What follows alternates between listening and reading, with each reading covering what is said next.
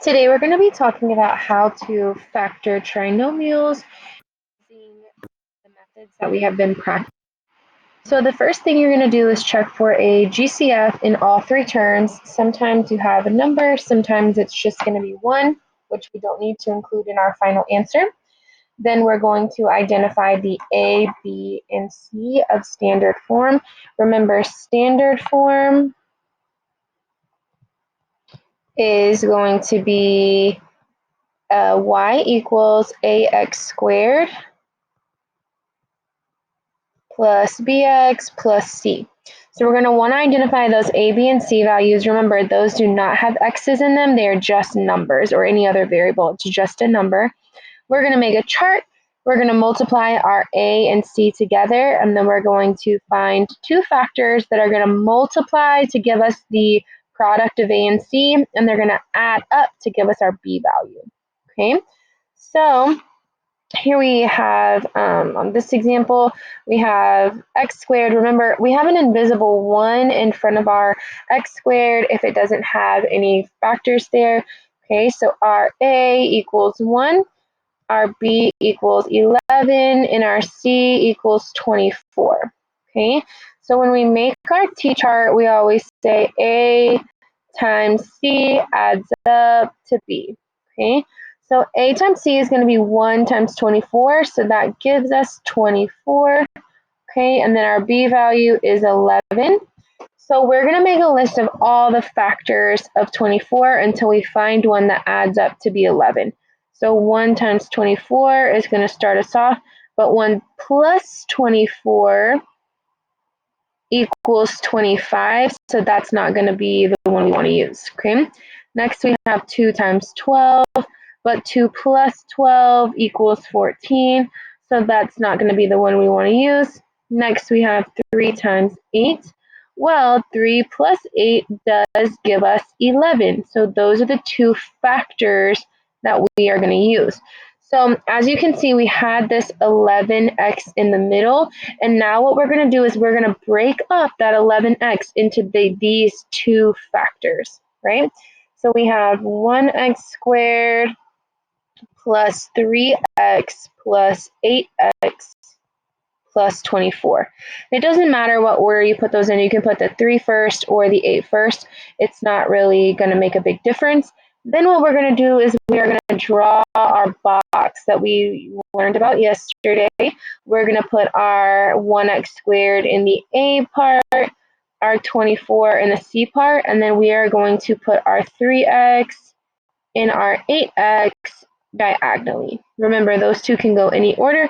It doesn't matter which one. Now we're going to go ahead and factor vertically. So I'm going to look to see what's the GCF between 1x squared and 8x. Well, I know 1 and 8 don't have any common factors besides 1, so I'm going to be able to pull an x out, but that's really all. Then I have this side vertically. I'm not going to be able to do any x's because 24 doesn't have any x terms, but I am going to be able to do that positive 3. Okay. Then I'm going to go horizontally. I'm definitely going to have an x term there. And then I'm going to go next horizontally, 8x and 24. I'm going to be able to factor out an 8. Okay. And that's going to be a positive 8.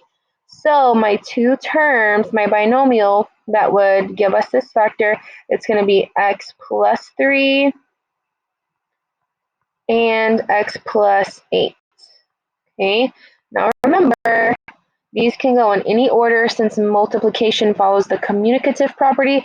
We can move these around and we will still get the same answer. Let's look at this next example. Okay, we have A is going to be still, again, that positive 1. Our B is going to be negative 8. And then our C is going to be negative 20. So again, we make our t-chart. A times C adds up to B. 1 times negative 20 is going to be negative 20. And then our B is going to be negative 8. Okay. So since our A times C is going to be negative, we know that we have one positive number and one negative number. Now, since our B value is negative, we know that the big number is negative. Okay, our big number is negative. So when we do this, we're going to say positive 1 times negative 20. because we know the big number has to be negative. 1 plus negative 20 is going to be negative 19, so that's not our answer. Then we have 2 times negative 10, and 2 plus negative 10 is going to give us that negative 8 value. So we are going to use 2 and negative 10, right? So we're going to come back up here. We're going to split this 8x, negative 8x, into those two terms. We still have our x squared. Then we're going to have plus 2x minus 10x minus 20. So we draw our box and we have a term for each one of our boxes, okay? X squared, 2x, minus 10x, minus 20, okay? Now we are going to do the GCF vertically. The only thing I can get out of here is an x. Remember, we only factor out a negative if the negative is touching any of these sides of the box. So this one is not going to be negative yet. Then we have our positive 2x and negative 20. So we're going to be able to factor a 2 out of those. Then horizontally, we're definitely going to be able to get an x out. And then the second step, negative 10x and then negative 20, we're going to be able to get a negative 10 out of those. So our factored binomial is going to be x plus 2 times x minus 10. Okay. We'll drop down to the next example. You can see that our a is 2, our b is 13, and our c is negative 7. So we make our t-chart. A times c adds up to b. 2 times negative 7 is going to be negative 14. And then our b value is going to be positive 13. So since our a times c is negative, that means we have 1 positive and 1 negative. And then since our b value is positive, that means that the big number is going to be positive. Our big B is going to be positive, okay? So we look over here, we have negative 1 and positive 14, okay? And then negative 1 plus 14 is going to give us 13. So that one was pretty easy. We got our terms on the first try, okay? So we come here, we're going to split this 13x out into negative 1x and 14x. So we have 2x squared minus 1x plus 14x minus 7. Okay, so then we can go ahead and draw our box. We have 2x squared minus 1x, 14x, and negative 7. So first we're going to factor vertically. We always can take an x out of this top box, but here you see we can also take out a 2. Okay, vertically we have negative 1x. Now remember, if our negative touches the corner of the box here, that means that we're going to take out a negative. So even though we can't factor anything else out, we're going to do a negative 1. Then we have horizontally 2x squared and 1x. We're going to take out an x. And then the GCF of 14x and 7 is positive 7. Okay, so our binomial is 2x minus 1 and x plus 7. That's going to give us our factored binomial. Okay, and then for the last one, find one that has a GCF. None of these do. Okay. Anyway, come over here. You see we have a equals 9, b equals negative 9, and c equals 2.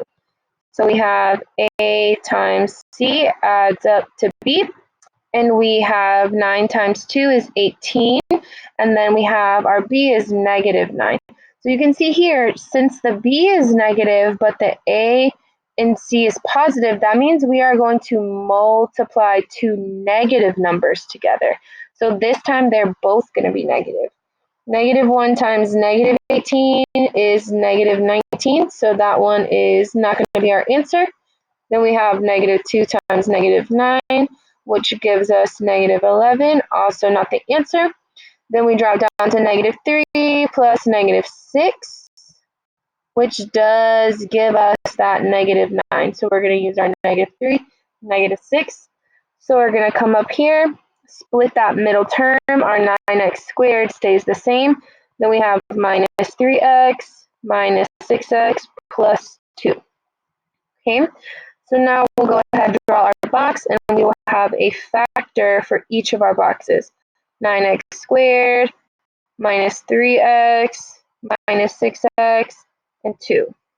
Okay, vertically, we always are going to have an x on our first box, and then we can look at the numbers.